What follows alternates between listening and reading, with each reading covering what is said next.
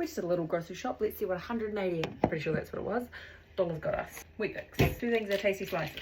Oats, cherries, pork loin chops, chicken, paper towels, peanut butter, snacking carrots, sausages, tampons, 2 things of popcorn. Sweet and salty is the best. A rock melon, bananas, 5 nectarines, cat biscuits, bread, honey, Greek yogurt, vanilla yogurt, baby wipes, pasta, 3 apples, 2 things of cat food. I know they are cheaper at other places, but we were there and I've run out, so.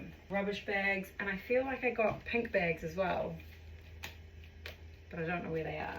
And that was all about $180. Can't tell if it's good or not. What do you think?